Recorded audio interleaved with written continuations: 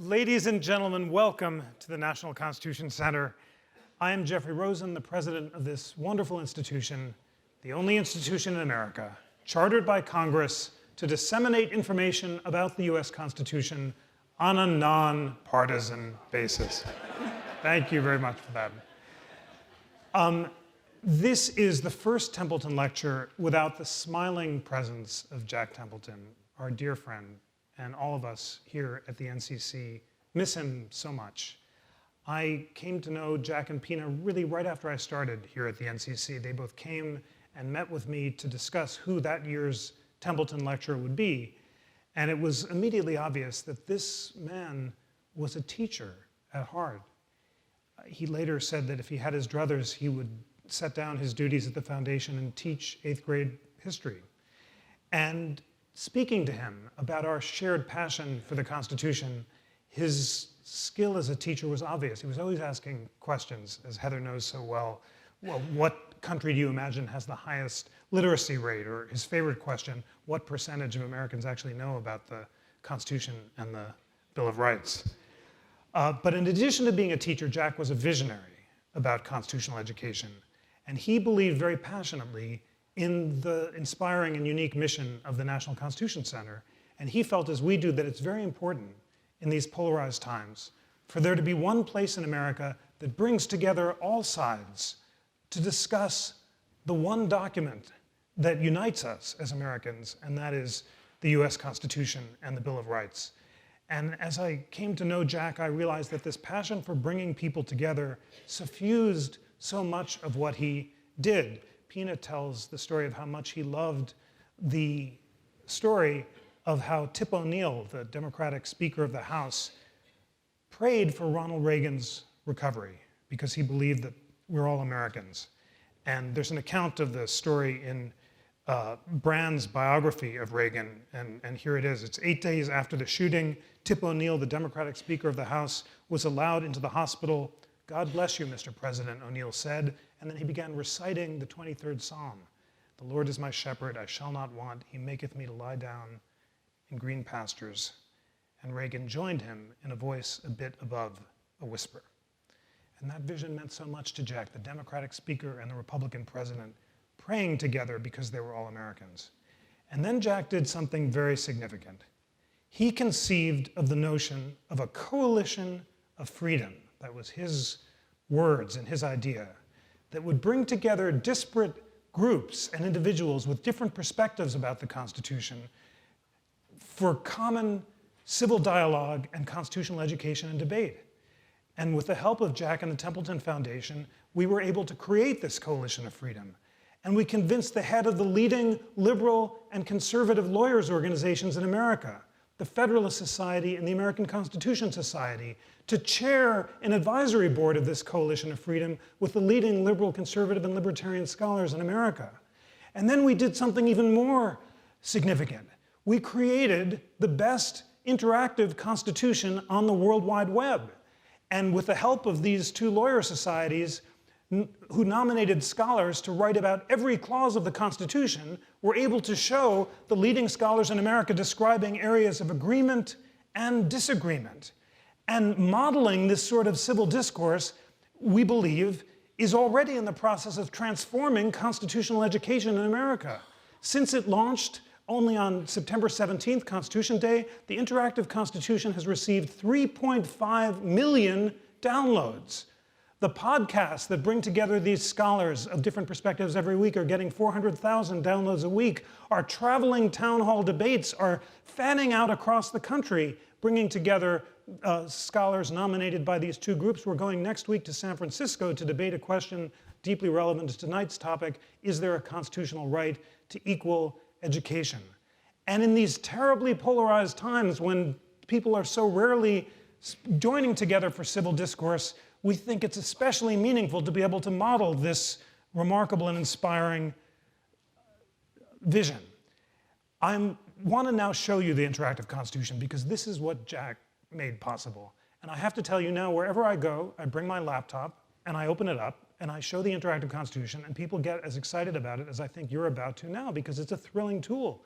And last night, I stood in the Supreme Court of the United States giving a lecture on the occasion of John Marshall's 215th anniversary of his elevation to the bench, and talked about the relationship between Marshall and Thomas Jefferson.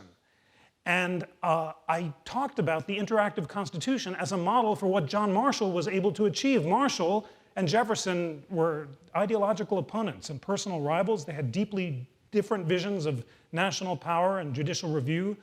But Marshall, because of his insistence on compromise, of bringing people together, was able to win over the justices appointed by Jefferson and Madison, and ultimately to be civil to Jefferson himself, and to convince the court to unite around narrow, unanimous opinions. And I said, standing in the Supreme Court with Chief Justice Roberts, that the interactive Constitution models precisely that when you read the common statement that every scholar has to agree on, from the left and the right, it's just like a Marshall unanimous opinion. You can be confident that every word in that statement represents a consensus, compromise view. And then you can read the separate statements that are like the seriatim, or separate opinions, that Thomas Jefferson endorsed, which show the different views of those scholars.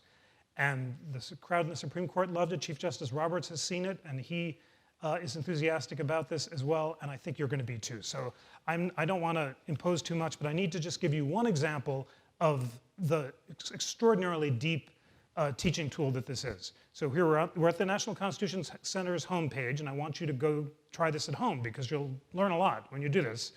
constitutioncenter.org, you see our sponsoring organizations. I buried the lead, which is that this tool is so exciting that the College Board has decided to make this a centerpiece of the new AP History and Government exams. We really want, over the next 3 years, to bring this to every school kid in America. And then it's sponsored by the Constitution Society, the Federalist Society, and the John Templeton Foundation. So we click on the interactive Constitution.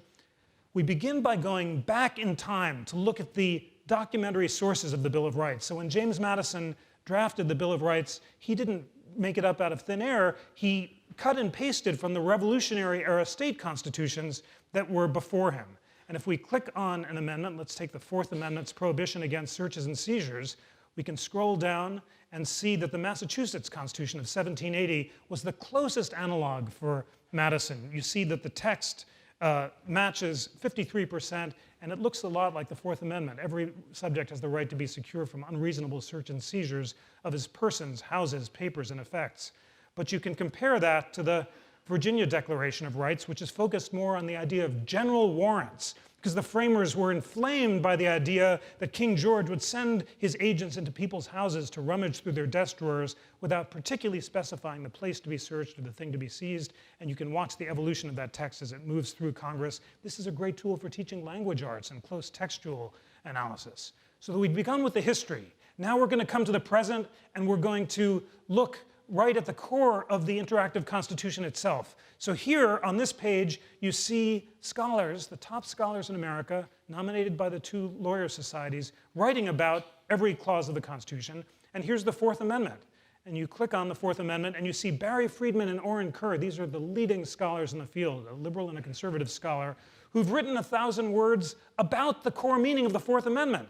And you read down and you see, here is the story of the general warrants and the writs of assistance. And you learn about the case of Wilkes versus Wood, where the king is upset by anonymous pamphlets written by one of his critics and tells his agents to identify the author of this pamphlet, North Britain 45. And they break into his home and seize his private papers, and he sues in trespass and wins a ruinous verdict of £1,000 because of the principle that our private papers are immune from general warrants. And this hatred of general warrants we learn from the interactive Constitution is so important that it inflames the American Revolution. And when James Otis denounces the writs, we learn from this statement, John Adams said, "At that moment, the child revolution was born." And then you scroll down and you read the separate statements of Barry Friedman and Orrin Kerr and learn that although Friedman believes that the Fourth Amendment prohibits surveillance in public places, including 24-hour drones that might track us in public, Kerr disagrees and thinks that we have lowered expectations of privacy in public, and that sort of surveillance might be all right. So students can make up their own minds. And then finally, if that isn't enough, I feel like a Ginsu knife salesman, but there's more. There's one last thing that you can do with this extraordinary tool, and that's trace the spread of American liberty around the globe. So let's go back to our homepage here, And here is all of the rights enumerated in the American Constitution. We click on the Fourth Amendment, the collection of evidence, and all of these countries in yellow are countries that have a version of the Fourth Amendment. If we click on Japan, then we see that General MacArthur, when he wrote the Japanese Constitution, cut and pasted the American Fourth Amendment. The language is almost exactly the same. 53% of the text matches. By contrast, when we go to Russia, we see that it's a creepy prohibition about spouses not testifying against each other and looks nothing like our beautiful Fourth Amendment. So what an amazing tool this is. And that's just the tip of the iceberg. Imagine doing that for any amendment or any clause of the Constitution, back in time, forward to the current debates, and then across the globe. I just am so excited about this tool's ability to do exactly what Jack hoped, which is to bring people who disagree fundamentally about the Constitution. And as Justice Holmes said, the Constitution is made for people of fundamentally differing points of view. And with this tool, to learn the best arguments on both sides and to make up their own mind. I am very ambitious for this tool, and with new partnerships like Khan Academy, which has agreed to make videos about the interactive Constitution. You know, it's the leading producer of educational videos. And other partnerships. I think the sky is the limit, and over the coming years, we really want to bring this to every student in America from 8 to 80. So that's the interactive Constitution and the debates. And then if that's not enough for the remarkable generosity of Jack and the foundation, one of his many passionate projects was an essay contest. And just recently, we've announced to local and national schools an extraordinary contest which challenges public and independent school teachers in Philadelphia to develop multi-year plans to improve constitutional literacy. The prizes include $25,000 for third place, $50,000 for second place, $100,000 for the school that produces the best plan for constitutional literacy. And this was a passion of Jack's. He wanted people across the region and across America to engage in this great enterprise. So we love Jack as a friend, and each day when we do our important work of educating Americans about the Constitution, we honor and remember his legacy. I have to think of the Christopher Wren quotation, because I do. Whenever I go on the road and open the laptop and just tell people about the exciting work we're doing, I think of Jack Templeton, and I think of Wren's words, if you seek his monument, look around you. This is what he created. Okay, ladies and gentlemen, you're now in for a treat. Jack we talked to Heather Dill, Jack's daughter, and to the Templeton family, and we all agreed that Jack would have wanted this lecture to focus on education, which was his great passion. And we couldn't think of anyone better to discuss the future of education than Joel Klein, and we've got a great moderator for him as well, and Jason Riley. But before I introduce them, I want to introduce Heather Dill, the president of the John Templeton Foundation, who will say a few words on behalf of her father and the Templeton Lecture. And it's so significant to us and so meaningful that before she joined the foundation, Heather taught high school government, history, and economics in Pennsylvania. So she, like Jack, is passionate about educating Americans about history, government, and the Constitution. Ladies and gentlemen, please welcome Heather Dill.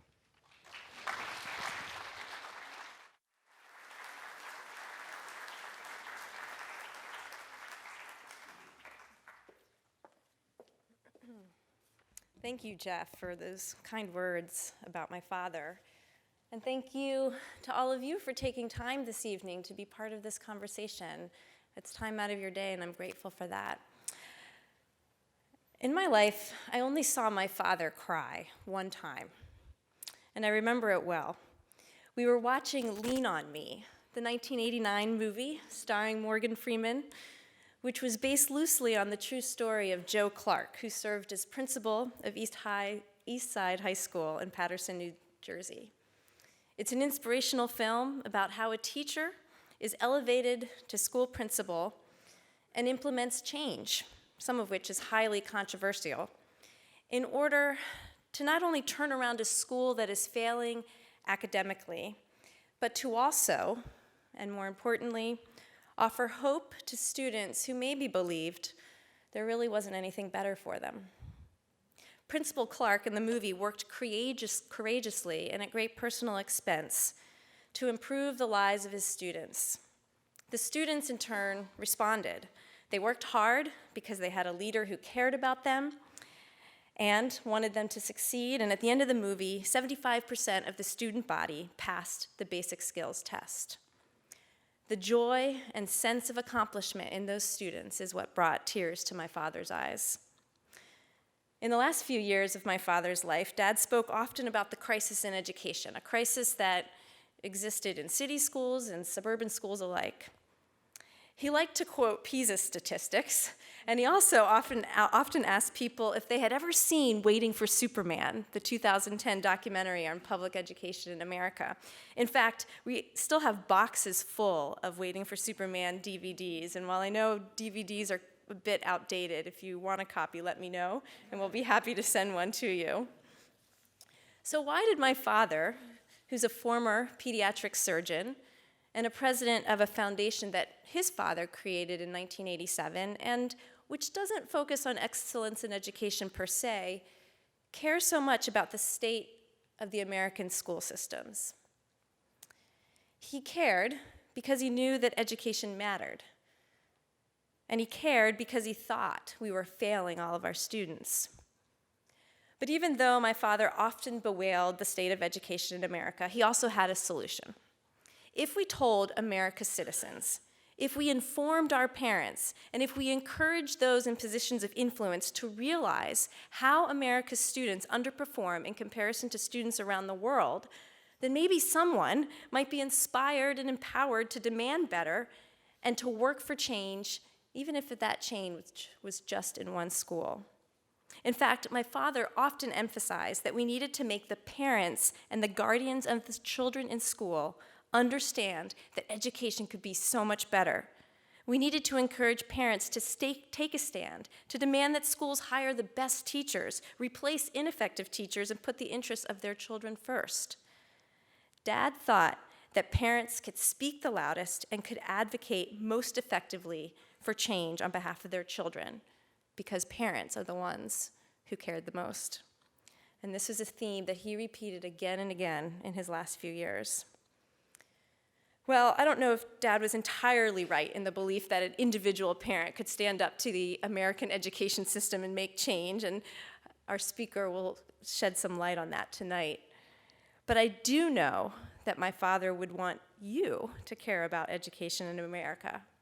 He gave his name to these lectures because he also believed in the importance of engaging audiences with big ideas and sparking conversations that lead to action.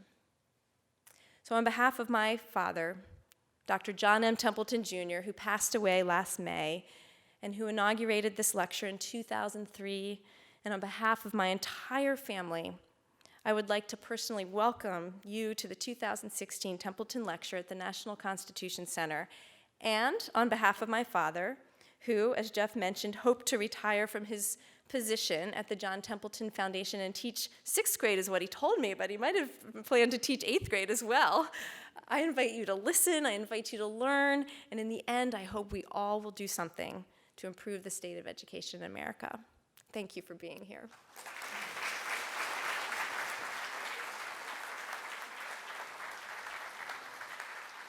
Beautiful, thank you.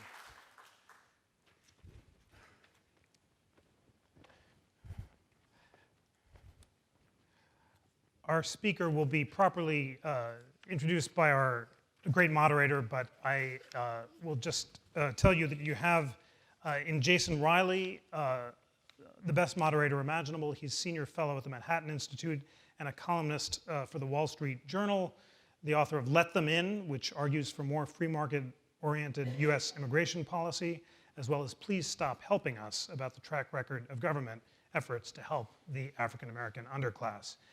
And now it's my great pleasure to introduce our speaker, Joel Klein.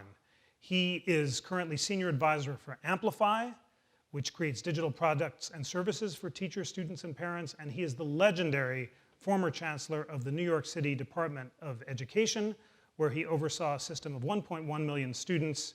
He led system-wide transformation, and under his leadership, high school graduation rates in New York City rose 20 points, an increase of more than 40%. He is the author of a book that he will talk to us about tonight, Lessons of Hope, How to Fix Our Schools. Ladies and gentlemen, please join me in welcoming our Templeton lecturer, Joel Klein.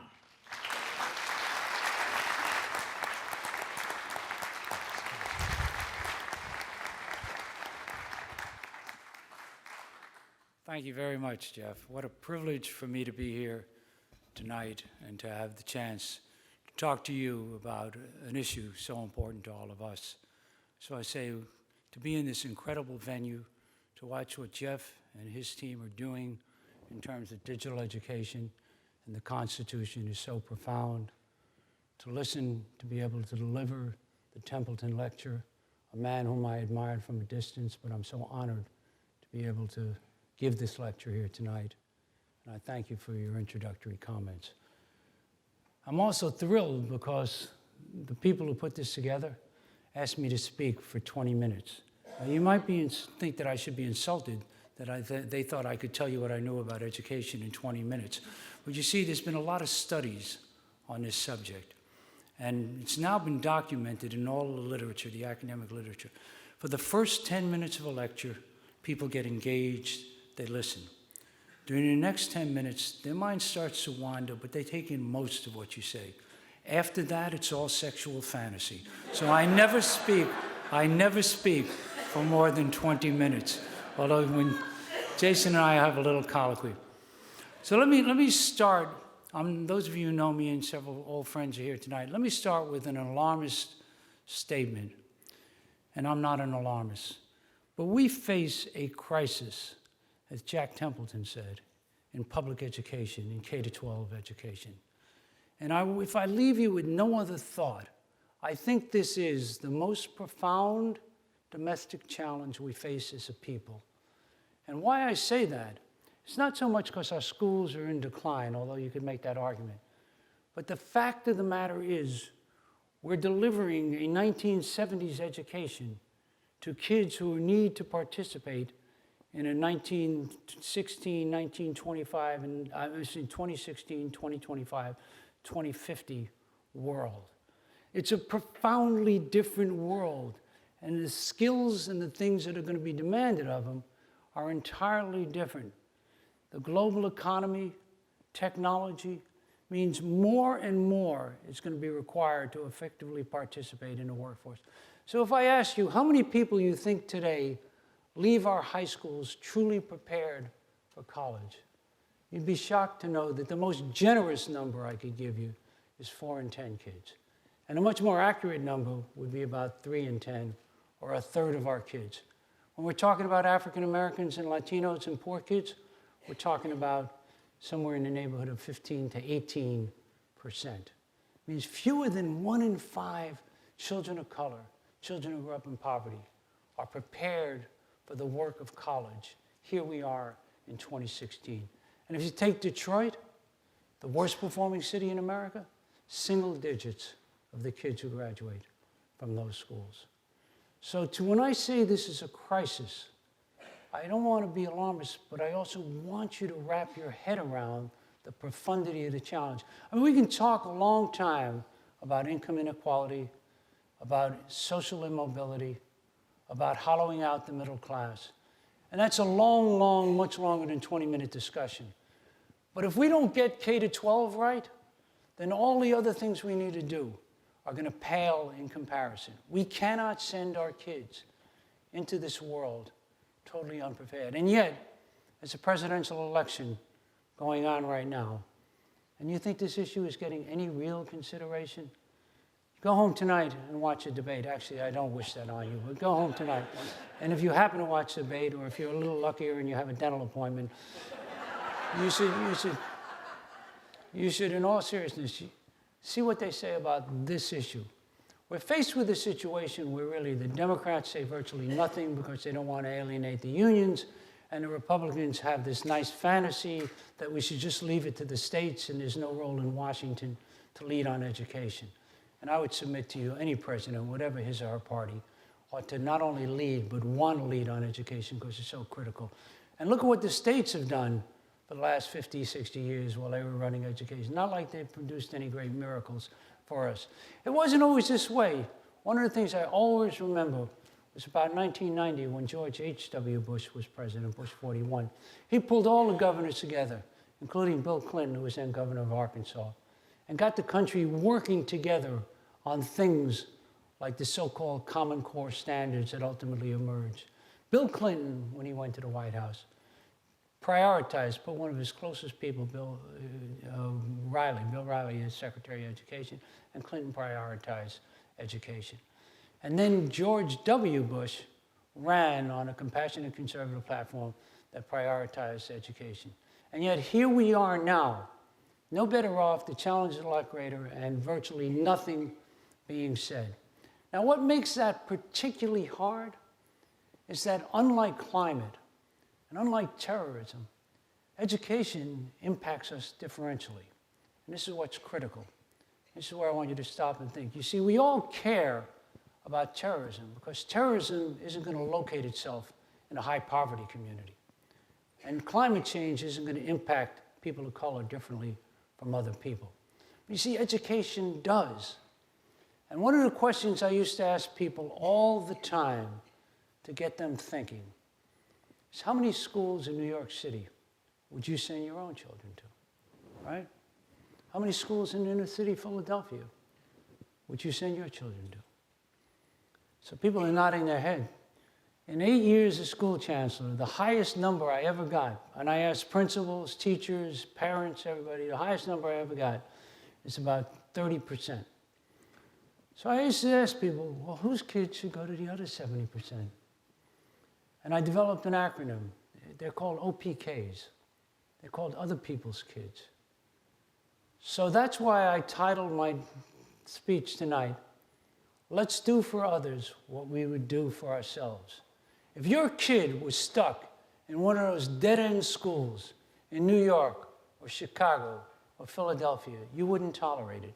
Indeed, if I gave you a kid in one of those schools, I assigned him or her to you tomorrow, you would insist that you get them out there and find a better opportunity. The kids with the greatest challenges, kids growing up in the toughest, most dysfunctional families oftentimes, kids with very little are basically getting the crummiest education. I've got schools in New York on the Upper East Side. For every vacancy we have, hundreds of teachers apply. And I've got schools in Harlem, in the South Bronx, and Central Brooklyn. And each year we send 20, 30 new teachers there, each year. What kind of place is that to provide an education for kids? So what do I mean to do for others what we do for ourselves? What I mean by that is we've got to fight for every kid. Other people's kids have got to become our kids because we have got to, as a people, champion their case. And it's a simple thing. What you wanted for your children is what we should want for every kid, and that is a good school. It's not rocket science. And when I say to you, 70% of the schools in New York, nobody would send their kids that I talk to. Gives you a pretty good idea of where we are systemically. And so that's why, when I became chancellor, I decided to send a powerful message, one the bureaucracy and, frankly, the unions and the politicians didn't like.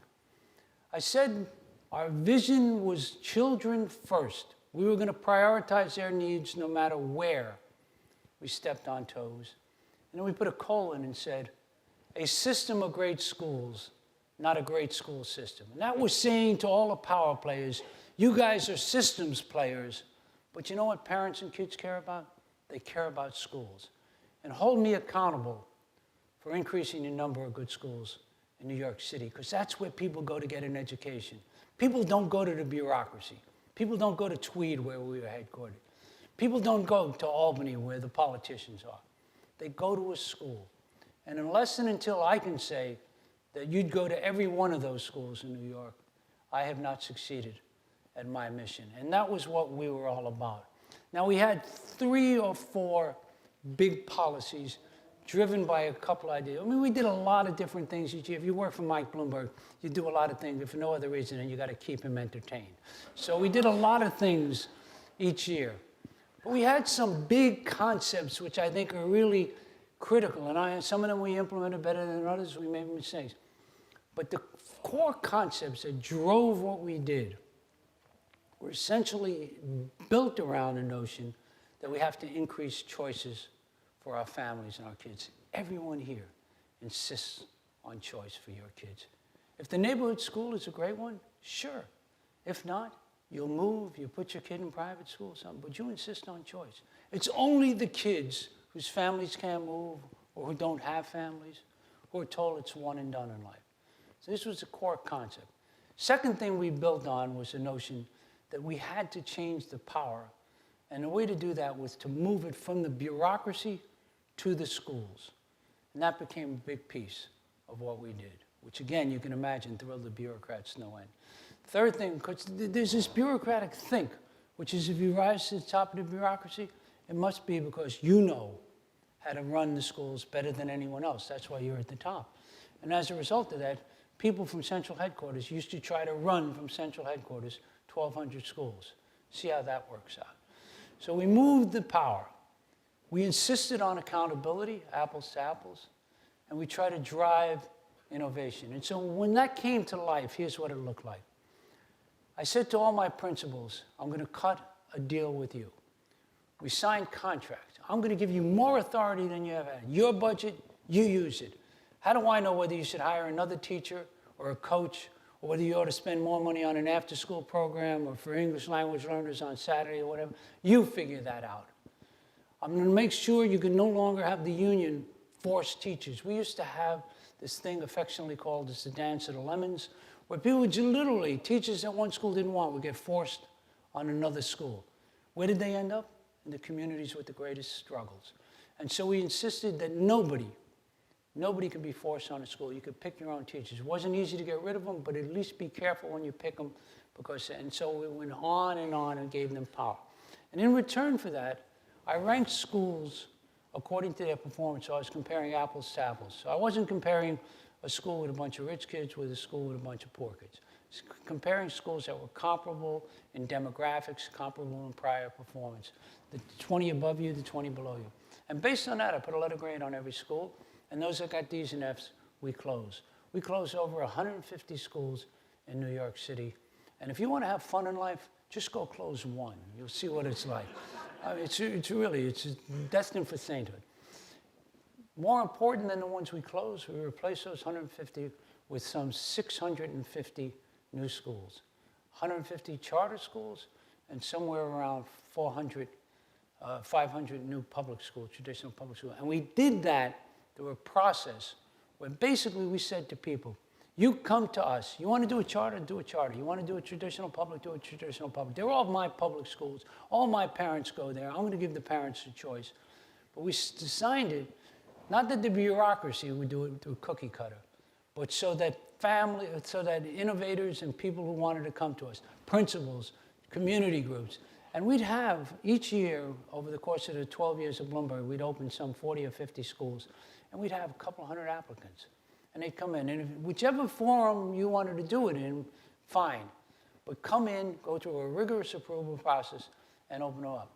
Those 600 or so schools have been scrutinized, studied academically, left, right, and center, and there's no question the results are significantly better. And then every one of those schools was a school of choice. So I said to them, if you're no good, you're going to get nobody, because you see, my families, they already have another school that's assigned to them, their neighborhood school. So if you don't hit the ball well, you're not going to be able to play in this league. And those schools, almost without exception, filled up. The charter schools, and I want you to think about this, the charter schools which have been studied by people at Stanford and elsewhere, those schools today, when I started, there was about, I don't know, maybe 5,000, 6,000 kids. Today, there's almost 100,000 kids in those schools, and another 50,000 kids, almost all kids of color from poor communities, who are on the wait list. You would think they would be killing themselves to open new charter schools in New York City. But the trouble with the charter schools is, to put it bluntly, The bureaucrats don't like to lose the power because they don't run them, and the unions don't like the competition. And as a result, what you see is real political resistance to growing something where 50,000 people, many of them for years, have been on this wait list. And then the other thing we try to do through this pipeline of new schools and through giving schools grants is to stimulate innovation. There are now more innovative model schools in New York City than any place else, because what we said to people is differentiate, stop the cookie cutter. One of the great ones was when we started with IBM. 6-year school, so already you got to break down bureaucratic doors. 6-year school from 4 years of high school, 2 years of community college. We put it together with IBM, who works on curriculum, creates externships for the kids. And at the end of that 6 years, if you graduate, you basically go to the top of the list as a technician at IBM. We put it in one of our most challenged communities in Brooklyn. The thing has been replicated all over the world. There's doing it in Australia, on a model that came because we prioritized innovation. So empowering principals, holding the schools accountable, creating a whole bunch of new schools, and then giving parents choice and stimulating innovation. Those were the core things that we did to try to transform it. And the results, again, while I wish they were much better, and I'm as impatient as anyone, the results in many ways speak for themselves. From the beginning of the Bloomberg era to the end of the Bloomberg era, the most important statistic was we graduated somewhere over 22% more kids. We used to be way far behind the rest of the state. By the time we left, we had come pretty close to catching up. More importantly, perhaps, when we started on all the exams that they gave in the state, we were way behind the rest of the state in math and in English language arts. By the time we were finished, we had caught up in math and were this close in English language arts. And the statistic I mentioned that was most important to me, this thing called a school, where I send my kids and you send your kids. When we started, New York City's schools were disproportionately in the bottom quartile of schools in the state. And very few, like 9%, were in the top quartile. By the time we left, we were essentially, our schools were parallel to the other schools in the rest of the state. And that's important because the rest of the state was being measured by the same standards, and the rest of the state has fewer immigrant kids, fewer English language learners, fewer special ed kids, fewer kids in poverty, and fewer kids of color. So we took, by any demographic measure, a district that was underperforming and brought it up to parity. I wish we brought it past it. And then the last statistic, out of the 25 best schools K-8 in New York City, when I started, essentially none of them were New York City schools. By the time Bloomberg finished, somewhere around 20 of that 25 were New York City schools, changing the lives of kids. So to me, I make no bones about the fact, and I acknowledge publicly, poverty limits some of what you can do with a child just because the situations are different. A kid who grows up in poverty in a dysfunctional family faces very different challenges. But despite that, there's so much more we can do than we are doing for those kids. From the day I took the job as chancellor, people told me, Chancellor, you can't fix education in America until you fix poverty in America. And I kept saying it's exactly the other way around. We're never going to fix poverty in America until we fix education in America. And again, it's not the only thing we need to do to fix poverty. But when I think, as we as a people, what kind of world we're going to leave for our kids and the many challenges they face, I always think back to the work that Tom Brokaw did about the greatest generation, a generation of Americans like my father, who had virtually nothing, but who went to war to serve a country he loved and a cause he deeply believed in. And one would think that's one hell of a legacy to leave in terms of your values for your children. And when Brokaw writes about it, it's enormously moving. When I think about the greatest challenge for our generation, it's a question of whether the American dream becomes the American memory on our watch. And unless and until we have a very different public education system, that's precisely what's going to happen. Thank you for your attention this evening.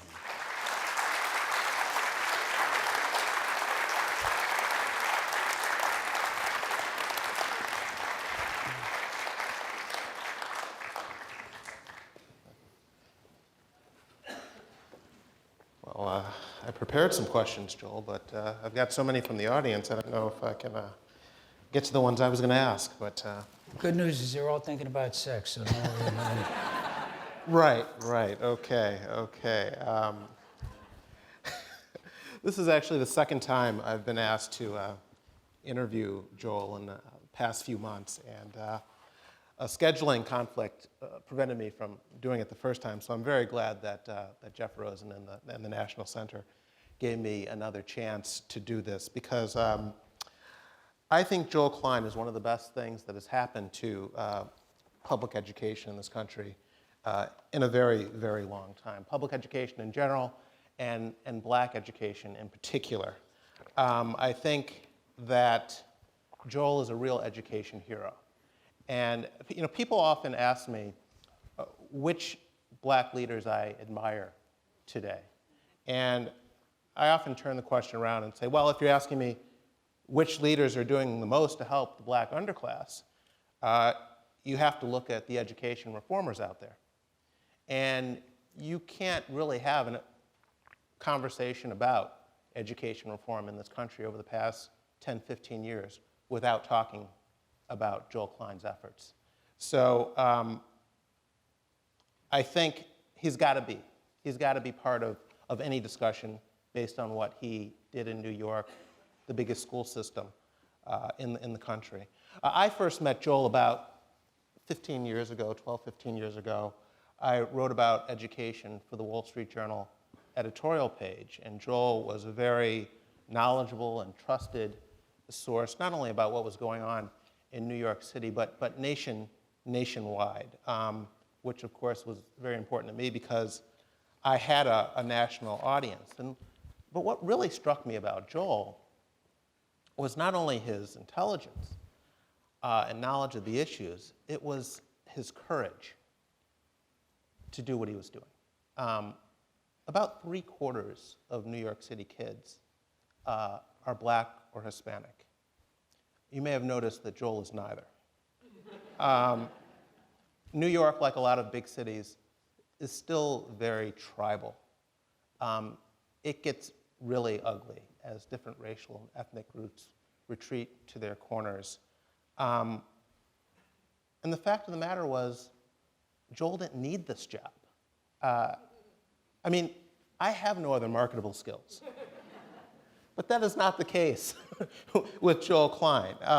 He'd already earned a great deal of success working both in government as well as the private sector, the Clinton Justice Department. Joel argued 11 cases before the Supreme Court and won 9 of them. He'd headed multinational corporations, been in executive positions at companies like that. Joel didn't need this job. He did not need to be in PS whatever in the South Bronx trying to explain to the parent of a 6th grader who couldn't read why this chronically failing school needed to be closed, as the unions lined up child after child to berate Joel for not believing in the children and so forth. He didn't need it, and he chose to do it anyway. And I just found that incredibly admirable. And I just want to thank you for your public service, Joel. I want to thank you.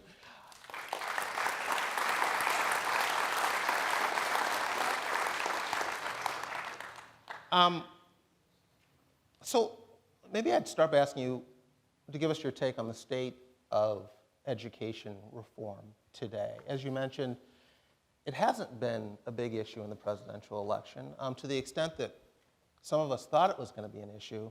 We thought there was going to be a debate over Common Core on this, particularly this testing issue. You had a lot of parents opting out of test over the past year.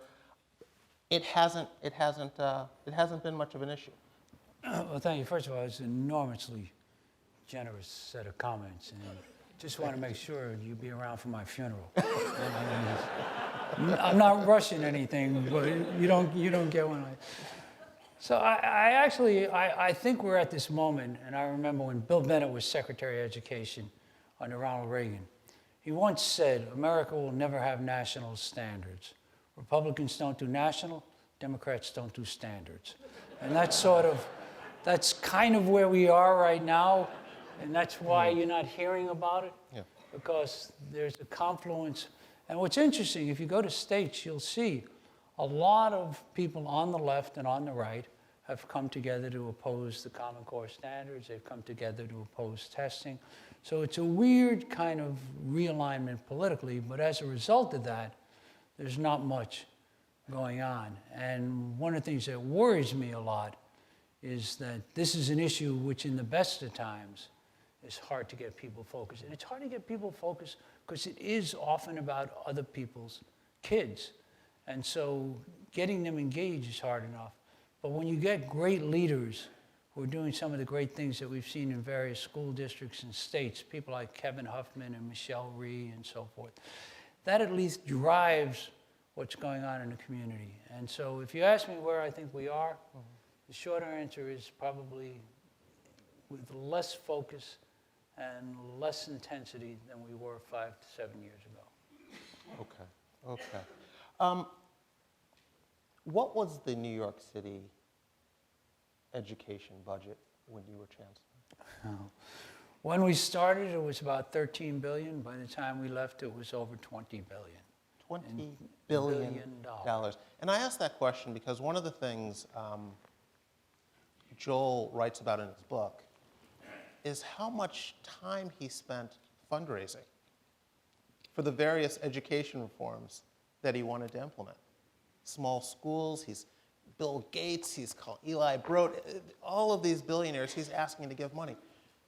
You had a $20 billion education. Where does all the money go, Joel? Because, and what I'm really getting at this question is whenever the opponents of school reform push back, they say we need more resources. So this is a great point. It's more money that so we need. So we were spending $20,000 a kid in New York, basically, right? So it's not a small number. But the answer to where it goes is it goes, a large percentage of it goes for personnel, obviously. A tremendous amount for things like pensions, healthcare, and so forth built in. So if you want to do something, one of the things when I talked about the focus on the school, I was convinced, I'm convinced to this day, the indispensable prerequisite for a great school is a great school leader. And nobody focuses on that because the principals are the weakest link in the political chain. The bureaucracy sucks down from the top, the unions from the bottom, and the principal's caught in the vortex. And so the first thing I did was start and raise $75 million, a leadership training program, which was basically boot camp for principals for 14 months.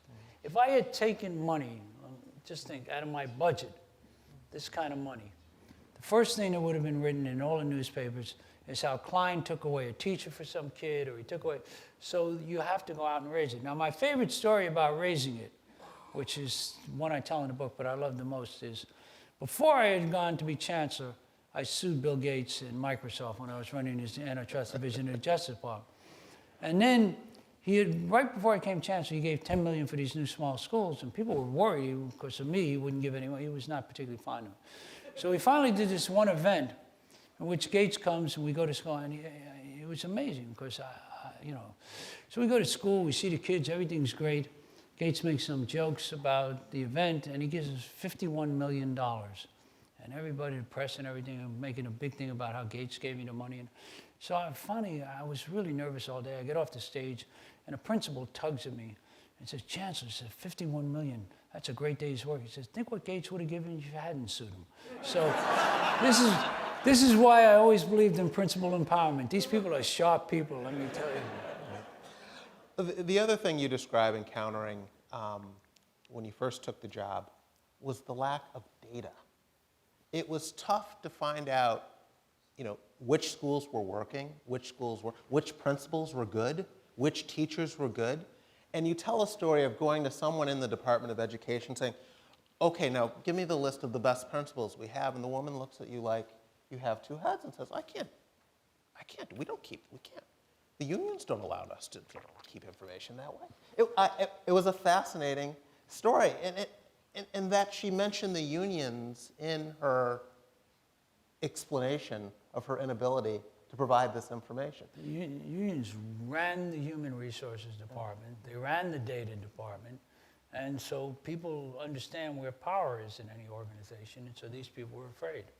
And so getting data, first of all, they didn't keep a lot of it, but getting it for differentiation was unheard of.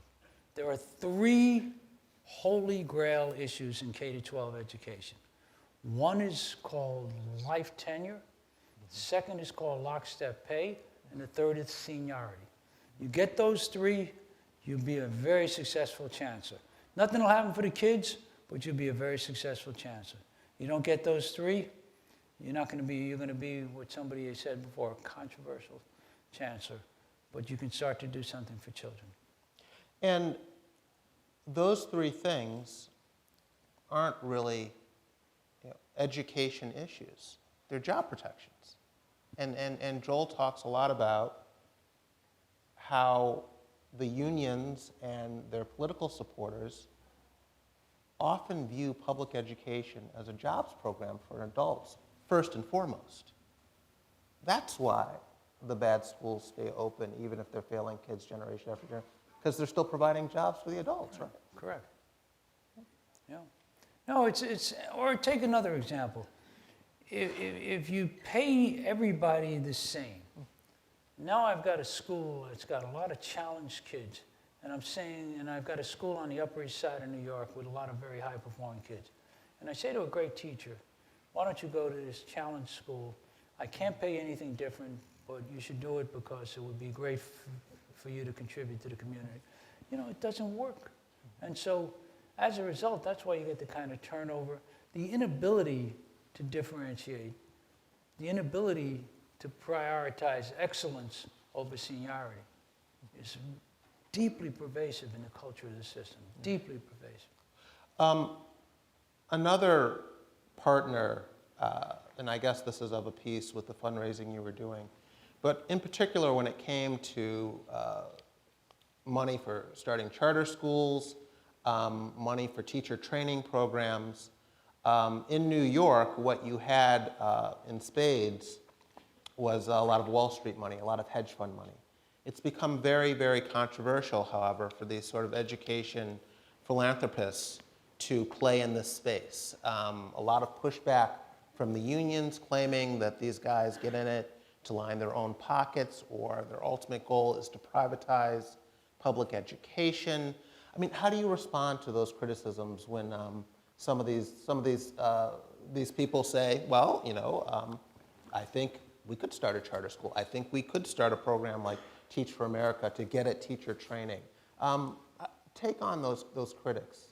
Again, I'm not a guy who's going to carry water for any industry, but all I will say is if people are fortunate enough to have money that they want to give to philanthropic causes, the schools seem to me one where you can have a huge impact because of what Jason asked before, where you can't use the ordinary budget dollars. And the argument, and this is just politics all over again, and people don't understand how sophisticated the opposition is on these issues. So they sort of paint this with this silly notion like Bill Gates is trying to privatize the public schools so he can make money. Now, first of all, Bill Gates has enough money. I don't think he's staying up late worrying about making more.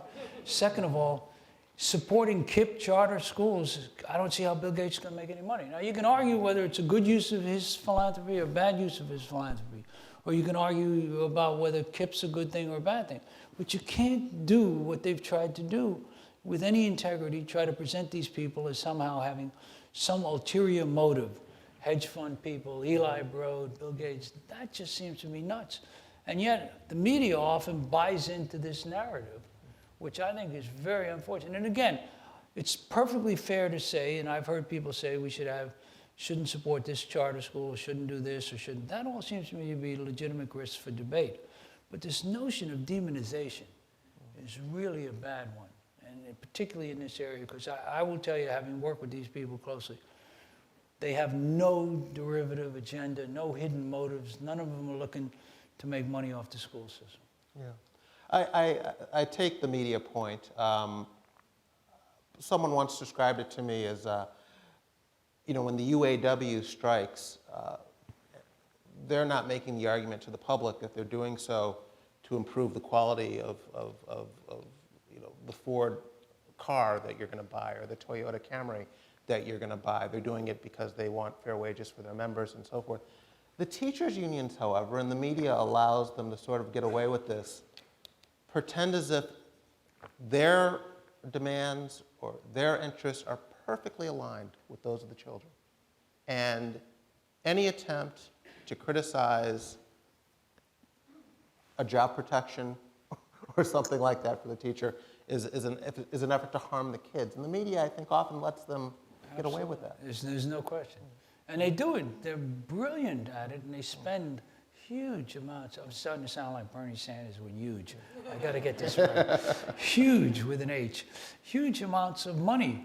They bring in the most sophisticated political operatives to advise them. This is not beanbag that's going on. I mean, people identify, the big corporate organizations and their power.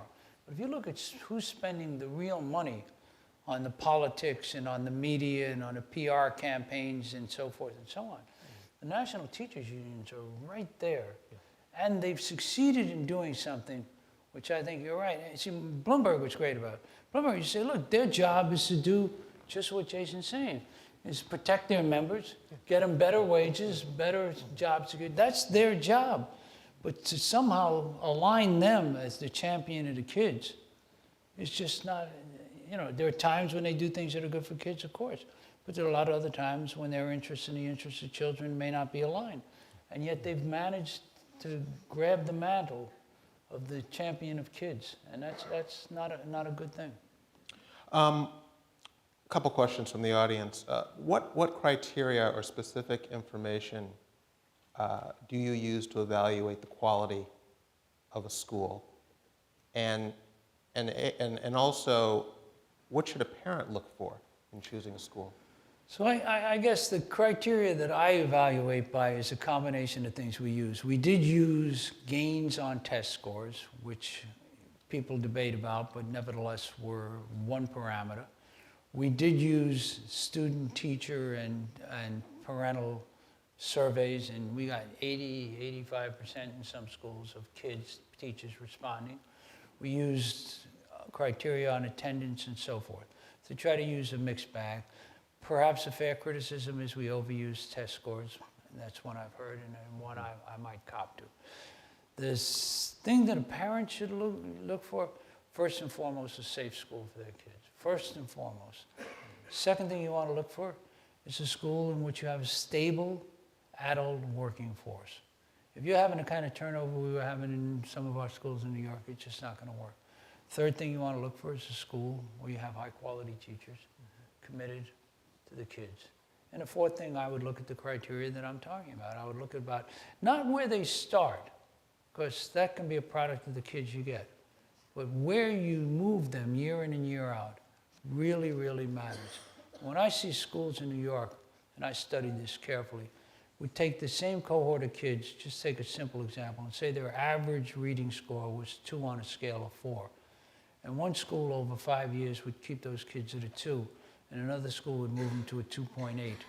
That is future changing for an enormous number of kids, and that would matter to me in any community I live in. Let me press you a little bit on using teacher evaluations or test scores to measure the quality of education.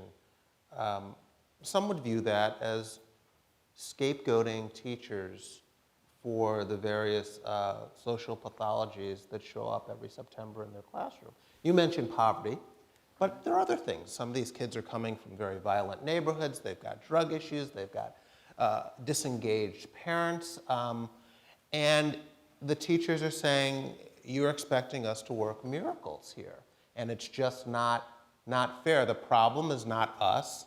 It's not the schools that are failing. It's society. And don't scapegoat us for all of these social problems that these kids bring to school with them. So I think it's an important point, and I want to answer it in a couple of different ways. First of all, my heroes in life, the people I respect most, are the people who go teach, particularly those who teach in the most challenged neighborhoods. So I want to be clear about that. Having said that, I don't think it's scapegoating to say, if you measure apples to apples, I can't expect you to get the same results with kids who live in a high poverty, often very dysfunctional situation, to kids who grow up in the most affluent communities in the city of New York. But I can look at two schools with the same kids.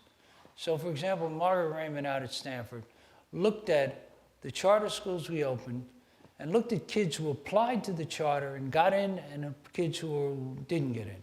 So you can't say it was that the parents applied to the charter so they tried to do something. These were all kids who applied. They looked at the ones who got in, and they looked at the demographics, they looked at the family income, all the other things they look at, and they found those kids who got in got a lot more learning in math and at least a significant amount more learning in English, not as much as in math, than they did the kids who applied and didn't get in.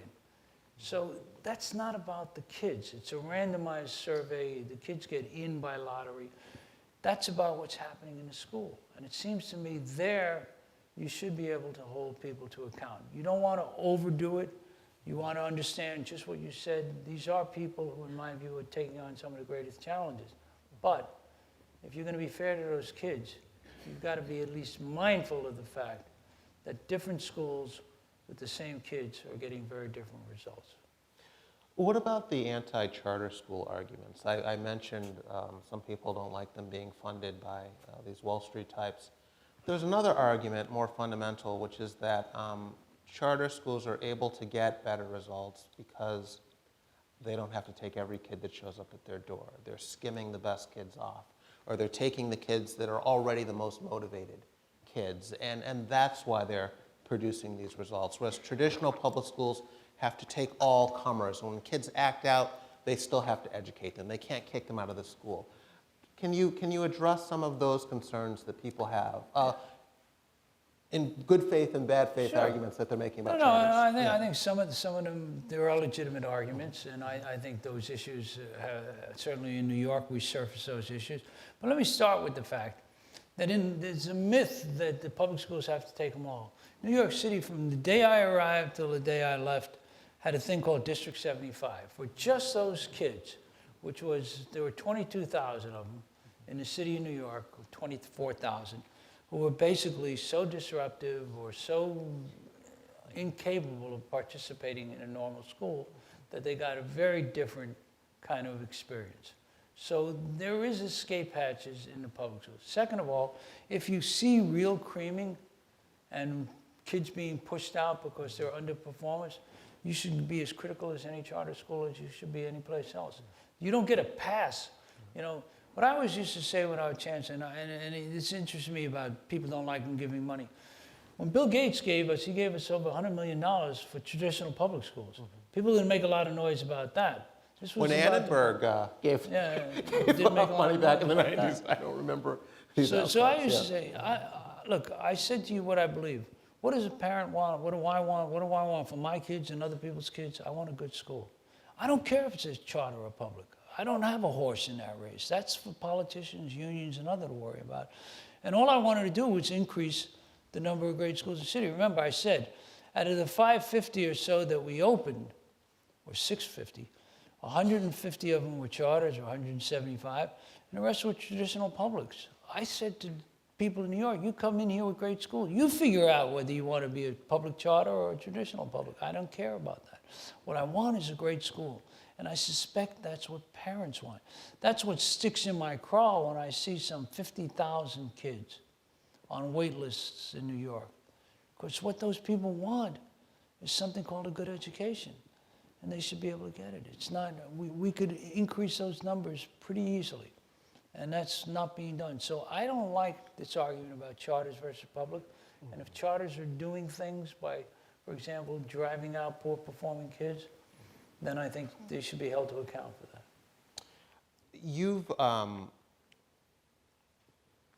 You write about and you've talked about the importance of having something called local control. When you were chancellor, you could report directly to the mayor, so the school boards couldn't get in the way of what you wanted to do. But there's a sort of double-edged sword here, if that's the right term, because once you have a different mayor, as is the case in New York now, who can set about reversing, using his schools chancellor to reverse much of what you've done. I'm wondering how viable, how lasting an effect, reform-wise, is local control. I mean, it's great when the right people are in control, but is it something in terms of a model you'd like to see replicated around the country? I would, and I'll say why. I think school boards are fundamentally the politics of paralysis, right? Whichever side you're on. Whereas a mayor can bring together the budgetary authority, his or her leadership of a city, to try to drive change. And I think that's a better model. And interestingly to me, while the next administration changed certain things we did, for example, on the charter schools, we changed the status quo. So now there are 100,000 people who are in charter schools. And those people are a new constituency that you can't undo. And so to me, the way you change organizations is you build people who have invested in a new status quo. And that we were able to do. Those 600 and some odd schools that we opened all have constituency now, and you can't take them down. You may not have to open new ones, but you can't take them down. So I'm a big believer in the theory that the most likely shot for real change is going to be under an executive, and even if the change isn't exactly what I want, I'd rather take that risk than have this diffusion of power to the school boards. Okay. I have a card here that says hard stop at 7:45, so I think we should stop there. But thank you. Thank you. Thank you. Thank you.